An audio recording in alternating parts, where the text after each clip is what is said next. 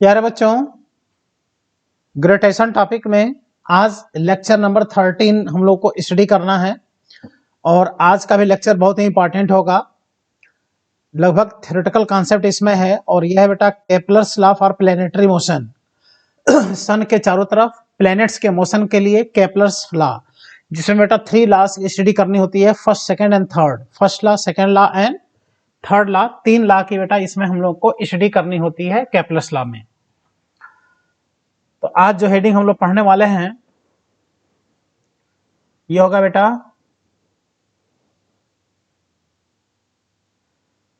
Kepler's law for planetary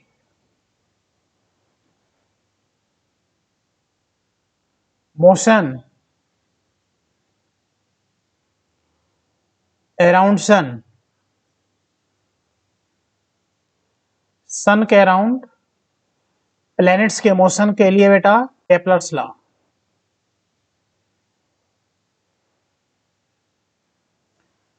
important ये भी होता है, थ्योरेटिकल क्वेश्चन भी आ जाता है, छोटे छोटे क्वेश्चन यहां से बनते हैं, ठीक है।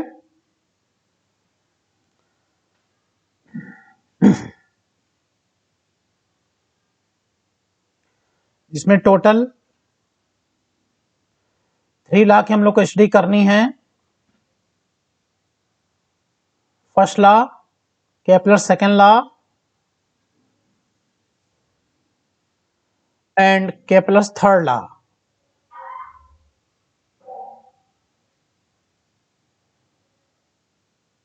ठीक है बेटा। जो फर्स्ट लॉ होता है ये बस ये बताता है कि किसी भी प्लेनेट का सन के चारों तरफ जो रेवोल्यूशन होता है उसका शेप कैसा होता है। तो वो होता है बेटा इलिप्टिकल शेप। जो भी इलिप्स होता है उसमें 2 एक्सिस होता है, एक होता है मेजर एक्सिस, एक होता है माइनर एक्सिस। जैसे सर्किल और इलिप्स में ये होता है ना कि सर्किल के सारे एक्सिस इक्वल होता है, लेकिन इलिप्स में एक मेजर एक्सिस होता है, एक माइनर एक्सिस होता है। तो किसी भी प्लेनेट का सन के चारों तरफ बेटा इलिप्टिकल पाथ में रेवोल्यूशन होता है। तो ये फर्स्ट लॉ है, लॉ ऑफ ऑर्बिट। ऑर्बिट के बारे में बताता है फर्स्ट लॉ। और सेकेंड लॉ बेटा law of conservation of angular momentum पे बेस्ड होता है सेकेंड लॉ, जिसमें कि बताता है कि area shift by line joining to the sun and planet shift equal area in equal time. तो ये सेकंड लॉ हो गया। और थर्ड लॉ जो होगा बेटा वो लॉ ऑफ टाइम पीरियड होता है, जो कि किसी भी प्लैनेट का सन के चारों तरफ क्या टाइम पीरियड होता है रेवोल्यूशन का। तो टाइम पीरियड का कांसेप्ट ये होगा जिसको हमको थर्ड लॉ को बोलेंगे लॉ ऑफ टाइम पीरियड। तो 3 लॉ अलग अलग हम लोग को स्टडी करने हैं। ये तीनों को बढ़िया से बेटा आप लोग समझिए, बहुत इंपॉर्टेंट इसको ही माना जाता है। जब कहीं से भी क्वेश्चन नहीं आता एग्जाम में तो केपलर्स लॉ से क्वेश्चन एग्जाम में दे देता है। इसमें फर्स्ट केपलर्स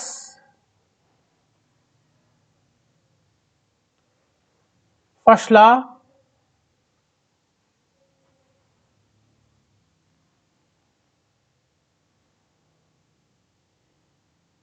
और ये कहलाता है बेटा लॉ ऑफ ऑर्बिट। ऑर्बिट के बारे में बताता है फर्स्ट लॉ, ठीक है। यहां कोई फॉर्मूला नहीं मिलेगा, बस कैसा ऑर्बिट होगा इसका कांसेप्ट यहां से मिलता है। जैसे हम इलिप्स की बात करें, ये बेटा इलिप्स होता है। तो इलिप्स में देख रहे हो ये एक एक्सिस इसका बड़ा होता है और ये एक्सिस छोटा होता है। इसको बोलते हैं ए डैश, इसको बोलते हैं बेटा बी डैश। इसके लेंथ को बोलते हैं 2a, जिसको बोलते हैं मेजर एक्सिस, और इसको बोलते हैं बेटा 2b, जिसको बोलते हैं माइनर एक्सिस। तो मेजर एक्सिस और ये होता है माइनर एक्सिस। तो 2 एक मेजर एक्सिस का लेंथ है, 2b माइनर एक्सिस का लेंथ है। तो जो a होगा वो सेमी मेजर एक्सिस होगा और b क्या होगा बेटा सेमी माइनर एक्सिस होगा। और इसमें इलिप्स में खास बात क्या होता है कि एक एक्सिस देखो छोटा है, दूसरा एक्सिस बड़ा है, इसके 2 फोकस होते हैं। एक ये भी इसका फोकस होता है और ये भी इसका फोकस होता है। तो 2 इसके बेटा फोकस होते हैं। तो इन सब का हम Kepler's first law, second law, third law में नाम लेंगे। इसलिए पहले इसको हम बता दे रहे हैं कि ये क्या है बेटा, फर्स्ट लॉ क्या है, सेकंड लॉ है क्या है, थर्ड लॉ क्या है, अलग अलग स्टडी करेंगे। बट इसमें हम किसका नाम लेंगे बेटा, इलिप्स का। तो चूंकि इलिप्स का नाम लिया जाएगा तो ऐसे कंडीशन में ये थोड़ा जानना जरूरी है कि इसमें मेजर एक्सिस क्या है और माइनर एक्सिस क्या है, ये बेटा समझना यहाँ पर जरूरी है।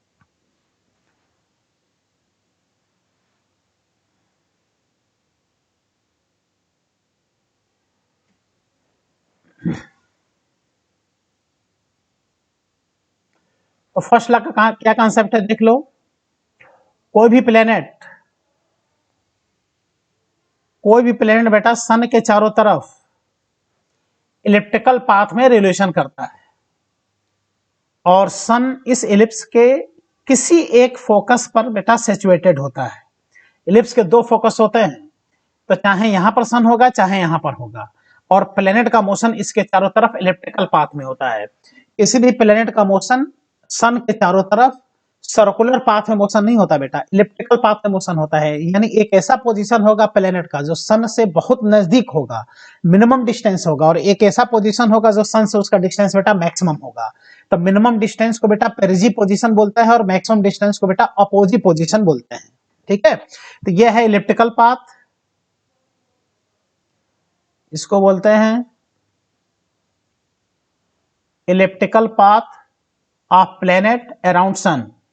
ये होता है ए डैश, और यहां पर माइनर एक्सिस होता है बी ए डैश, और सन इसके किसी एक फोकस पे सिचुएटेड होगा। तो जैसे हमने यहां सन बना दिया, देखो ये सन है, इसको एस कहेंगे, जो हो गया बेटा सन।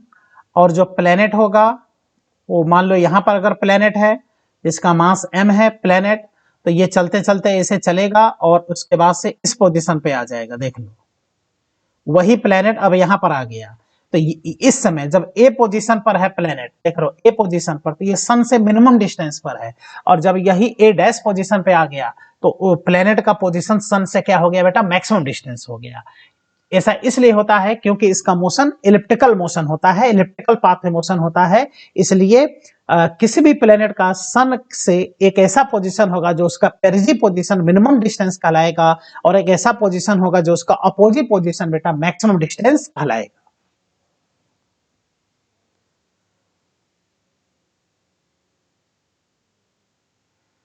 तो ये डिस्टेंस सन से प्लेनेट का ये r1 डिस्टेंस कहलाता है, और प्लेनेट का सन से ये डिस्टेंस बेटा r2 डिस्टेंस कहलाता है। ठीक है, और यह है प्लेनेट का पोजीशन यहां पर भी आ गया।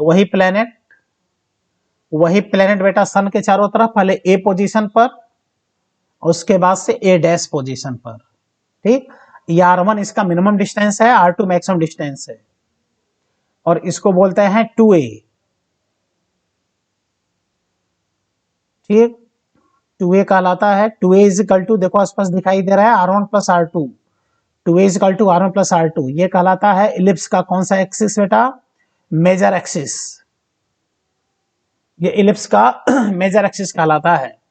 इसलिए a इज इक्वल टू कितना हो जाएगा, a इज इक्वल टू हो जाएगा r1 प्लस r2 अपान 2, r1 प्लस r2 अपान 2, और a को बोलते हैं semi major axis. Semi major axis क्यों बोलते हैं सेमी मेजर एक्सिस, क्योंकि ये मेजर एक्सिस का आधा है, तो ये कहलाएगा बेटा सेमी मेजर एक्सिस। और जो ए पोजीशन है इस समय प्लेनेट सन से मिनिमम डिस्टेंस पर है, सन से बेटा ये मिनिमम डिस्टेंस पर है, इसको बोलते हैं पेरिजी पोजीशन। और इस समय ये ए डैश पर प्लेनेट सन से मैक्सिमम पोजीशन पर है, मैक्सिमम डिस्टेंस पर है। ये कहलाता है बेटा अपोजी पोजीशन। तो पेरिजी पोजीशन और अपोजी पोजीशन। तो जो फर्स्ट लॉ होता है बस यही इंडिकेट करता है कि किसी भी प्लेनेट का सन के चारों तरफ रिवोल्यूशन हमेशा इलिप्टिकल पाथ में होता है, जिससे कि प्लेनेट का सन से एक मिनिमम डिस्टेंस होगा और एक बार एक मैक्सिमम डिस्टेंस होगा। यही रीजन है कि जब अर्थ सन के चारों तरफ रिवॉल्व करती है तो अर्थ का भी सन के चारों तरफ जो रिवोल्यूशन होता है तो उसका पाथ इलिप्टिकल होता है। यही रीजन है कि मौसम में परिवर्तन होता है, कभी गर्मी का सीजन आ जाएगा, कभी बरसात का सीजन आ जाएगा, कभी जाड़े का सीजन आ जाएगा, ये सन के चारों तरफ रिवोल्यूशन होने के कारण। लेकिन अर्थ अपने एक्सिस पर रोटेट करती है, तो अपने एक्सिस पर रोटेशन के कारण डे और नाइट होता है, लेकिन सन के चारों तरफ इलिप्टिकल पाथ में रिवोल्यूशन के कारण बेटा मौसम में परिवर्तन होता है।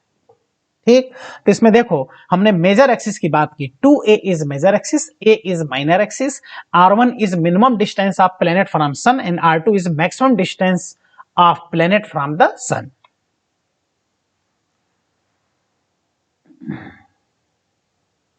Here R1 is minimum distance of sun, sorry, minimum distance of planet, minimum distance of planet from sun. R2 is maximum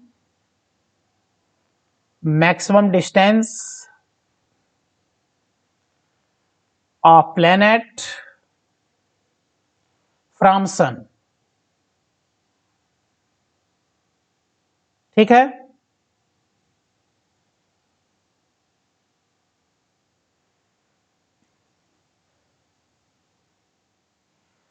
तो फर्स्ट लॉ का क्या स्टेटमेंट हो गया?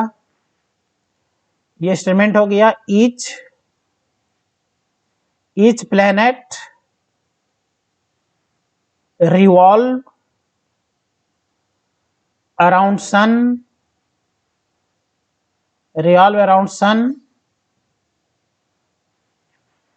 in elliptical path में रिवॉल्व करता है, and sun is situated at one focus of that elliptical path. ठीक बेटा, कोई भी प्लेनेट सन के चारों तरफ हमेशा इलिप्टिकल पाथ, इलिप्स पाथ में रिवॉल्व करता है, और सन उस इलिप्स के किसी एक फोकस पे क्या होता है? सैचुरेटेड होता है, जिससे कि प्लेनेट का सन से एक पेरिजी पोजीशन आता है और एक अपोजी पोजीशन आता है, एक मिनिमम डिस्टेंस होता है और एक मैक्सिमम डिस्टेंस होता है। अब ये समझना है कि क्या किसी भी प्लेनेट का सन के चारों तरफ क्या उसकी काइनेटिक एनर्जी हमेशा कांस्टेंट होती है? क्या उसका स्पीड हमेशा कांस्टेंट होता है? तो नहीं बेटा, स्पीड का न्यूमेरिकल वैल्यू चेंज होगा, कभी प्लेनेट का स्पीड कम होगा, कभी क्या होगा बेटा? ज्यादा होगा।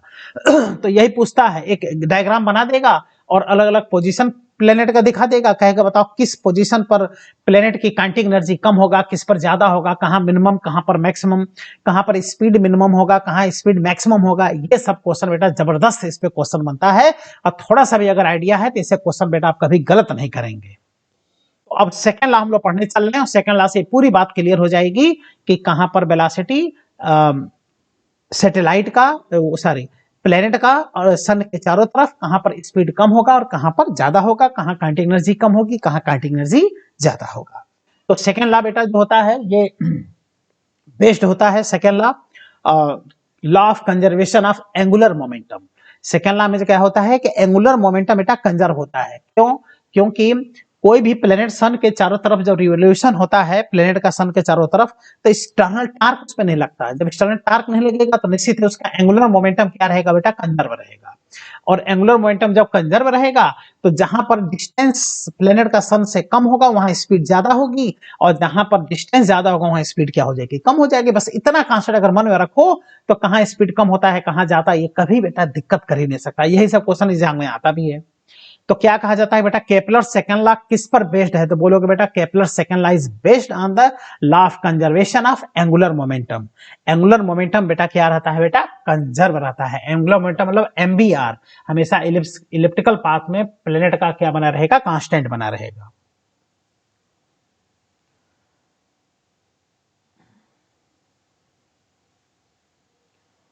तो केपलर्स सेकेंड लॉ की बात करते हैं।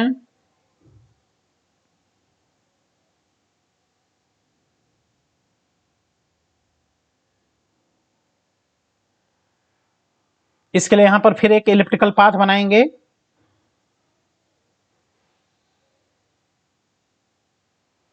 इलिप्स बना दिया, ये इसका हो गया बेटा मेजर एक्सिस,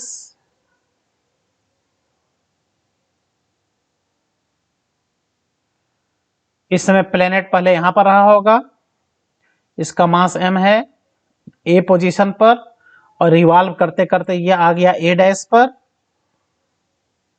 ये आ गया बेटा a डैश पर, इसका मास अभी भी m है। ठीक है, बहुत इंपॉर्टेंट, कई बातें यहां से पता चलेंगी आपको बेटा। देखो जब प्लेनेट यहां पर है तो ये इसके वेलोसिटी का डायरेक्शन बनेगा, इस समय ये इसकी वेलोसिटी बनेगा बेटा v1, और जब प्लेनेट a डैश पर आ गया तो इस समय ये वेलोसिटी बनेगा बेटा v2। और मैक्सिमम स्टूडेंट यही जानता है कि v1 और v2 इक्वल होगा, जबकि ऐसा नहीं होता। v1 और v2 अलग अलग होगा, अलग अलग पोजीशन पर प्लेनेट का स्पीड बेटा अलग अलग होगा। और यह है प्लेनेट, प्लेनेट का मिनिमम डिस्टेंस, और इसमें प्लेनेट का बेटा मैक्सिमम डिस्टेंस। और ये पाथ कैसा है, इलिप्टिकल पाथ।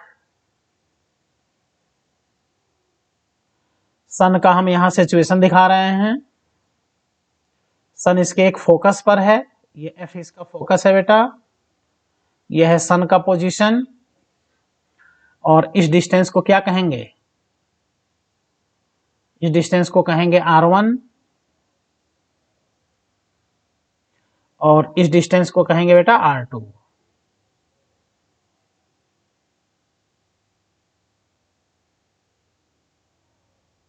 ये r2 डिस्टेंस कहलाता है।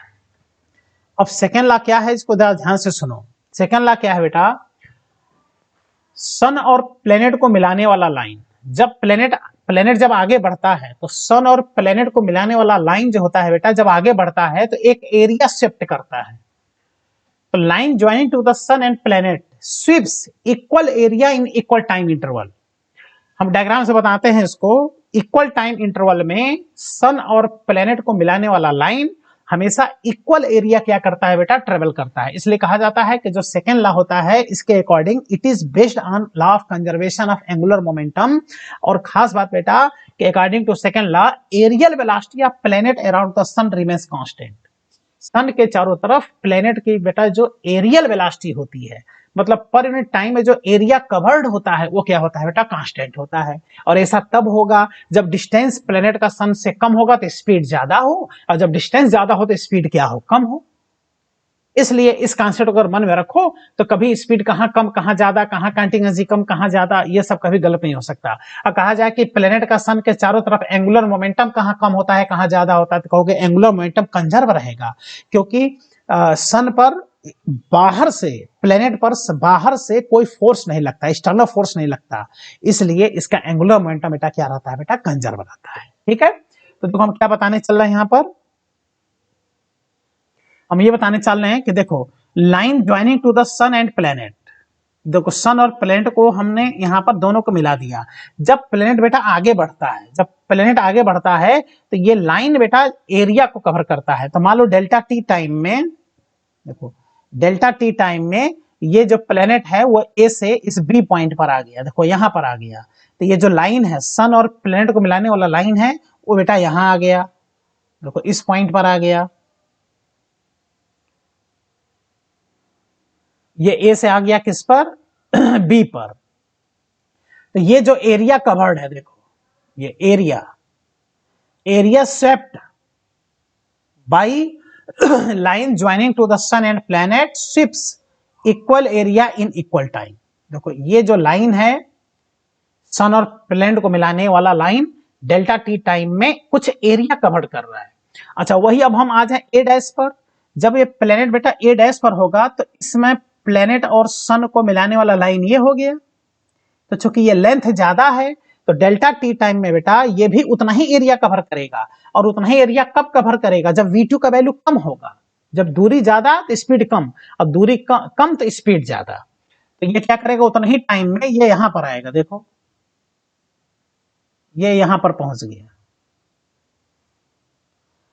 ये आ गया बेटा बी डैश पॉइंट पर। तो जितना डेल्टा टी टाइम में ये यहां एरिया कवर किया है वही एरिया बेटा यहां भी ये कवर करेगा। ऐसा तभी होगा जब स्पीड इसका यहां पर कम हो जाएगा। तो डिस्टेंस जब ज्यादा होगा तो स्पीड कम होगा, डिस्टेंस कम होगा तो स्पीड ज्यादा होगा। Therefore we can say that angular momentum of planet around the sun remains constant. Conservation of angular momentum पर बेस्ड होता है किसी भी प्लेनेट का सन के चारों तरफ रेवोल्यूशन, क्योंकि इस प्लेनेट पे एक्सटर्नल टार्क, एक्सटर्नल फोर्स, ये सब क्या होता है बेटा, जीरो होता है। एक्सटर्नल टार्क जीरो होता है, बाहर से किसी दूसरे का इन्फ्लुएंस इस पर नहीं होता। और जब एक्सटर्नल टार्क सिस्टम पे जीरो होता है तो उसका एंगुलर मोमेंटम क्या रहता है बेटा, कंजर्व रहता है। तो देख रहे हो जितने जितने टाइम इंटरवल में ये S A B area cover कर रहा है, उतने ही टाइम इंटरवल में ये S A dash B dash area को क्या कर ले रहा है बेटा, कवर कर ले रहा है। ये देखो इतना ये एरिया स्वेप्ट है, एक ये एरिया आ गया और ये एक एरिया ये आ गया। ठीक है, तो तीन चार यहाँ पे थ्योरेटिकल पॉइंट डेवलप हो रहे हैं। कहाँ स्पीड कम कहाँ ज्यादा ये पूछेगा, कहाँ प्लेनेट की काइनेटिक एनर्जी कम और ज्यादा ये पूछेगा। सेकंड लॉ किस पर बेस्ड है, तो कहोगे law of conservation of angular momentum पर बेस्ड है। फिर पूछेगा प्लेनेट का सन के चारों तरफ क्या कांस्टेंट होता है, तो बोलोगे एंगुलर मोमेंटम कांस्टेंट होता है। कौन सी वेलोसिटी कांस्टेंट होती है, एरियल वेलोसिटी कांस्टेंट होती है। एक डेफिनेट टाइम इंटरवल में वह कांस्टेंट एरिया को क्या करता है बेटा, स्वेप्ट करता है। क्लियर हो गया। तो क्या कॉन्सेप्ट बना, line joining to the sun and planet swept equal area in equal time interval, equal area in equal time interval बेटा कवर करता है। ठीक, that is in time interval,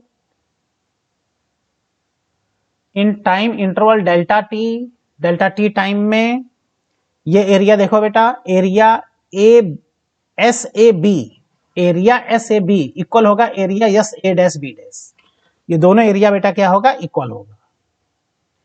area S A B equal होगा बेटा area S A dash B dash.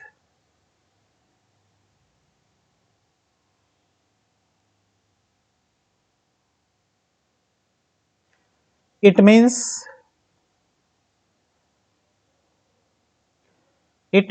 aerial velocity of planet around sun remains constant, rate of area swept बेटा dA by dt, planet का sun के चारों तरफ ये बेटा constant होता है। ये भी एक इंपॉर्टेंट कॉन्सेप्ट है। ठीक है, चलो next concept,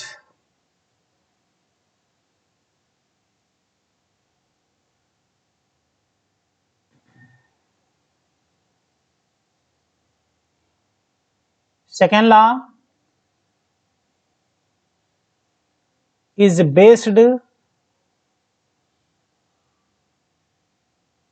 on the law of conservation of angular momentum। ठीक है, क्योंकि प्लेनेट पे एक्सटर्नल टार्क जीरो होता है, बाहर से कोई टार्क नहीं लगता है। It means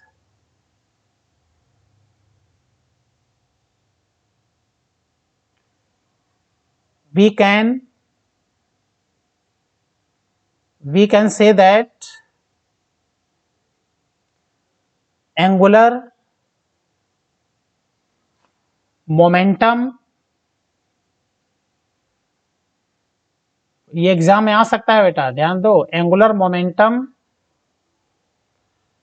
momentum of planet around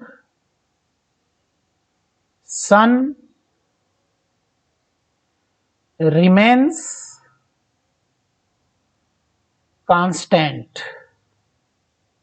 ऐसा क्यों होता है बेटा? क्योंकि इस पे एक्सटर्नल टार्क बेटा जीरो होता है, बाहर से कोई टार्क नहीं लगता। उस प्लेनेट के बाहर कोई ऐसा बॉडी है ही नहीं है जो उस पर कोई फोर्स लगावे, कोई टार्क लगावे। जो फोर्स लगता है वो सन और प्लेनेट के बीच आपस में लगता है। ये म्यूचुअल फोर्स है, इंटरनल फोर्स है, एक्सटर्नल फोर्स नहीं लगता। इसलिए जहां भी एक्सटर्नल फोर्स नहीं लगेगा, एक्सटर्नल टार्क नहीं लगेगा, वहां निश्चित है बेटा उसका एंगुलर मोमेंटम कंजर्व रहेगा। ये थ्योरी एग्जाम में पूछा जा सकता है, ध्यान देना। किसी भी प्लेनेट का सन के चारों तरफ एंगुलर मोमेंटम बेटा कंजर्व रहता है। दैट इज एंगुलर मोमेंटम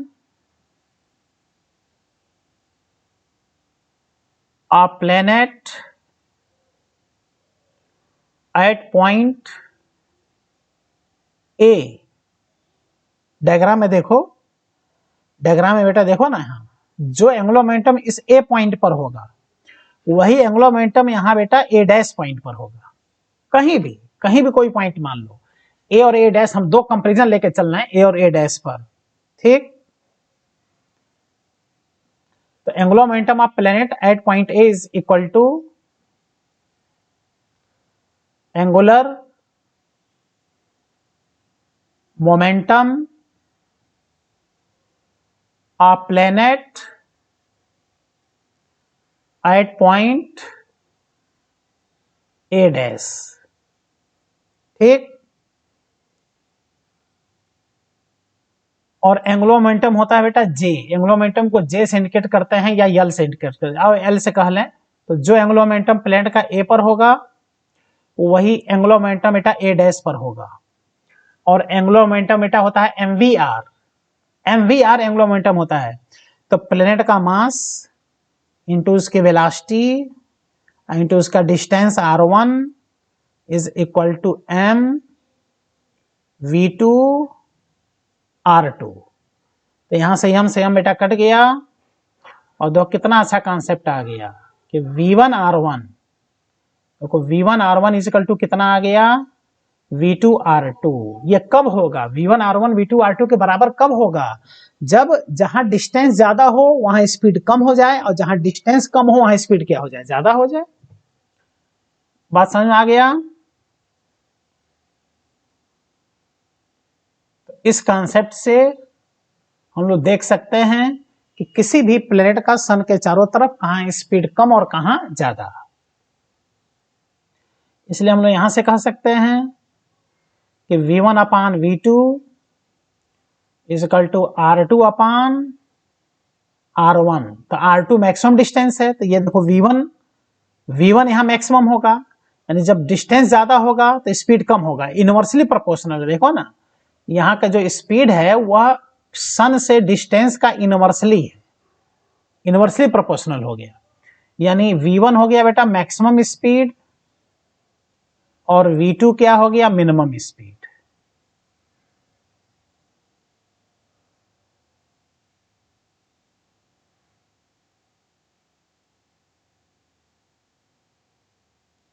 तो r1 कम है किससे, r2 से, इसलिए बेटा v1 ज्यादा होगा किससे, v2 से।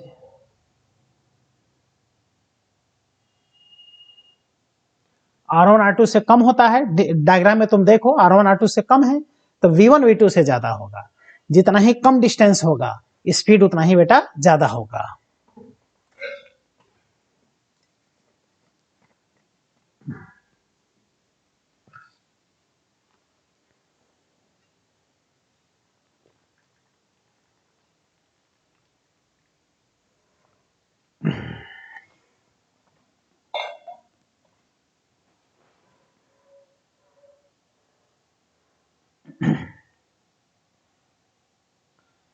अगेन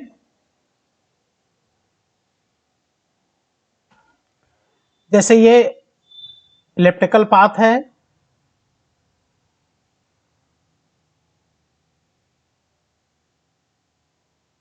ये सन का पोजीशन है,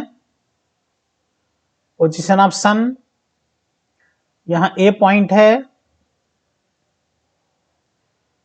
यहां पर बी पॉइंट है और यहां सी पॉइंट है। ठीक है, प्लेनेट का ए पोजीशन, बी पोजीशन और सी पोजीशन। इसमें हो गया क्या बेटा कि ए पॉइंट पर वेलोसिटी, देखो ये डिस्टेंस सबसे कम है, तो ए पॉइंट पे वेलोसिटी सबसे ज्यादा होगा, उसके बाद से होगा बी पॉइंट पे वेलोसिटी स्पीड, तब होगा बेटा सी पॉइंट पे speed.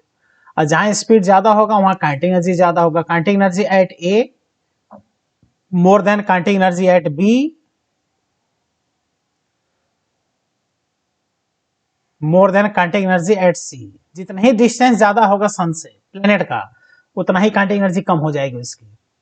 But angular momentum at A equal to angular momentum at B equal to angular momentum at C. Angular momentum तो हर जगह क्या रहेगा बेटा, कांस्टेंट रहेगा। इससे क्वेश्चन आते हैं डायरेक्ट एग्जाम में।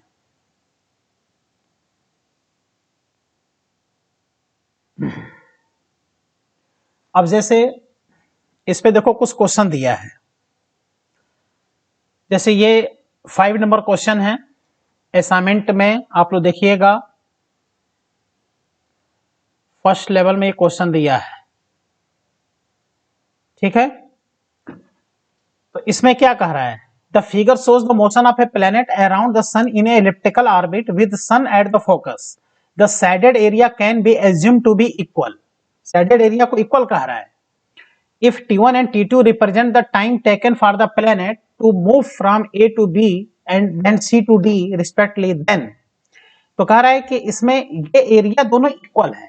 देखो जितना ये एरिया है उतना ही ये भी एरिया है, यानी एरिया स्वेप्ट, देखो area swept by sun and planet, area swept by line joining to the sun and planet sweeps equal area in equal time. तो क्वेश्चन में स्पष्ट कह रहा है कि shaded area can be assume to be equal. Shaded area को equal कह रहा है, जितना ये एरिया है उतना ये एरिया है।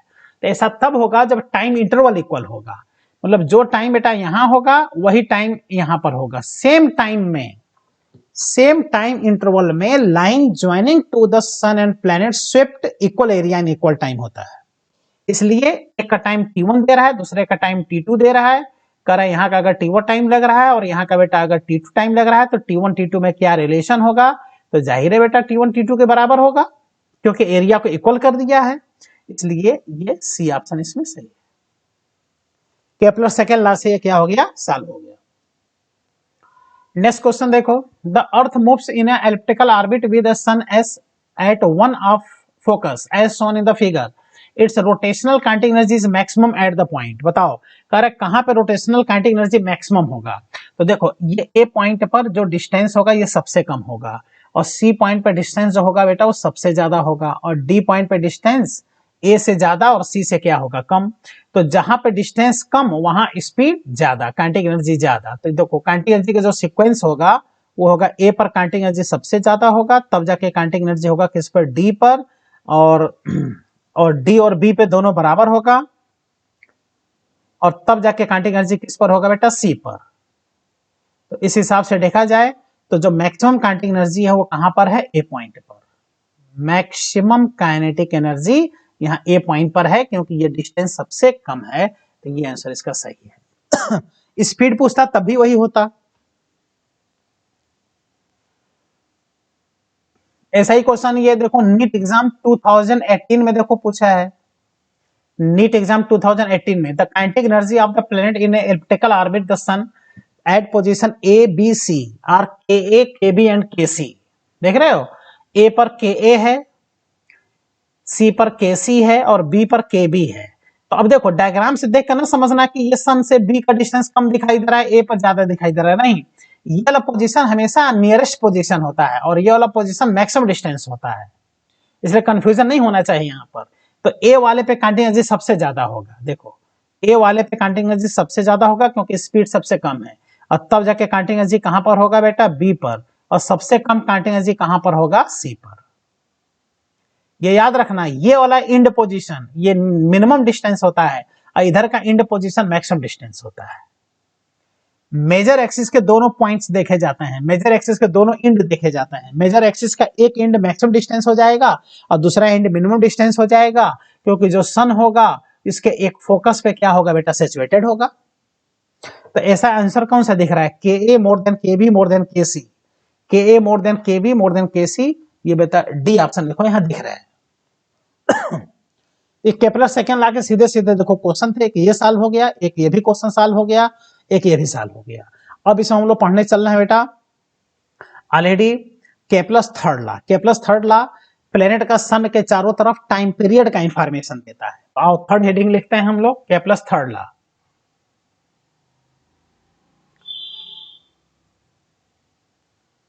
केपलस थर्ड लॉ।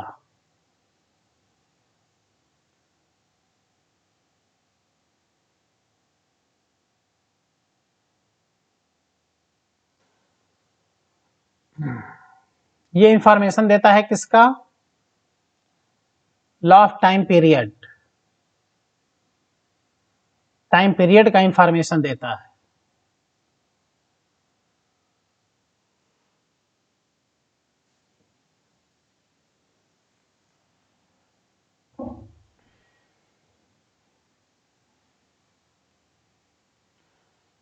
तो यहां पर एक डायग्राम बना लेते हैं। इलिप्स है, ये मेजर एक्सिस है, प्लेनेट का मैक्सिमम डिस्टेंस, मिनिमम डिस्टेंस, यहां पर सन का पोजीशन है, ये डिस्टेंस हो गया बेटा r1 और ये डिस्टेंस हो गया r2।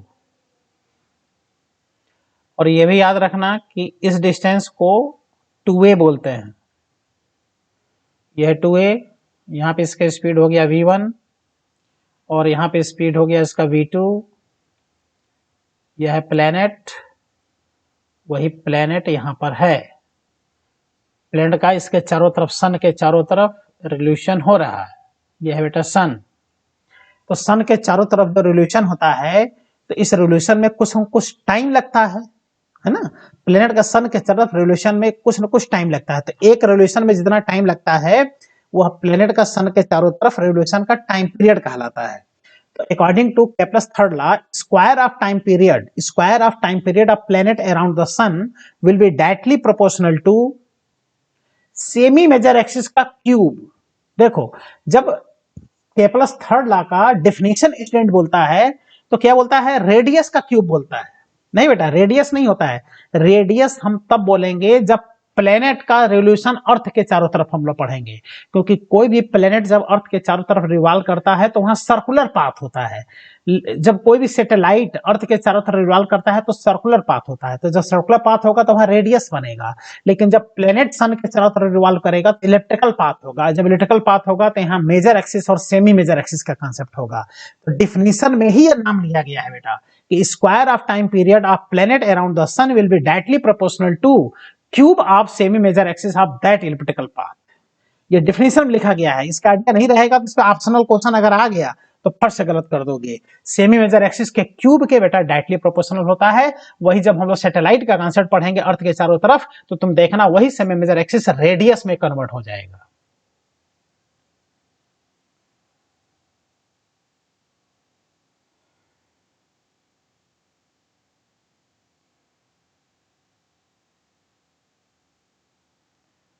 Square of time period, time period को कैपिटल टी से इंडिकेट करते हैं, of planet around sun will be directly proportional to the cube of semi major axis. Semi major axis को ए से इंडिकेट करते हैं क्योंकि 2a मेजर एक्सिस होता है और उसका आधा सेमी मेजर एक्सिस होता है। ऑफ दैट इलिप्टिकल पाथ, ठीक है बेटा, दैट इज टाइम पीरियड का square directly proportional to semi major axis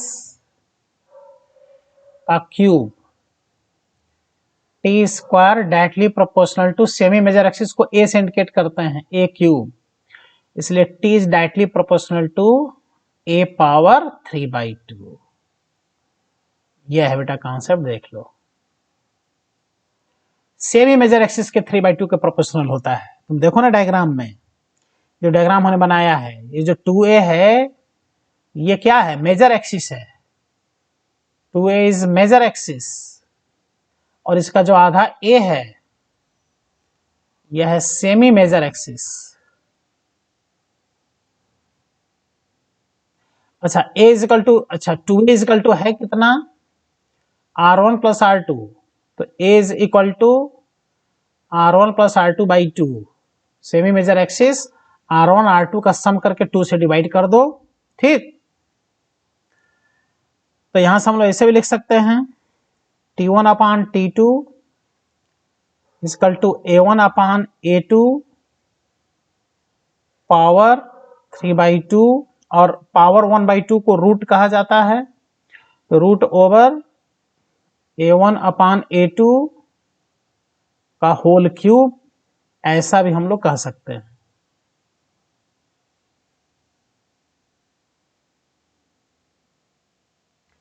ठीक है, इस पे क्वेश्चन डायरेक्ट नहीं पूछता इस फॉर्मूले पर, लेकिन जब यही फॉर्मूला आगे चल के सैटेलाइट के लिए हम लोग पढ़ेंगे, अर्थ के चारों तरफ सैटेलाइट का रिवोल्यूशन सर्कुलर पाथ में, तो यही जो सेमी मेजर एक्सिस है वो रेडियस बन जाता है, तब T directly proportional to r power 3/2 हो जाता है। उस पर खूब क्वेश्चन हम कराएंगे, ठीक है ना, यहाँ कहीं क्वेश्चन नहीं मिलेगा। अब ये देखा जाए अगर कि T is directly proportional to a power 3/2, तो मैक्सिमम और मिनिमम डिस्टेंस के टर्म में a को हम लिख सकते हैं r1 प्लस r2/2 पावर 3/2। देखो ऐसा भी लिखा जा सकता है, मिनिमम और मैक्सिमम डिस्टेंस के टर्म में इस तरह से लिखा जा सकता है। इसलिए t is directly proportional to constant है, तो बुक में ऐसा भी दिया है, यानी ये भी ऑप्शन हम लोग सही मानेंगे। अगर ऐसा दिया है तो ये भी सही है, बिकॉज 2 इज कांस्टेंट, ठीक। T square directly proportional to r1 plus r2 का होल क्यूब।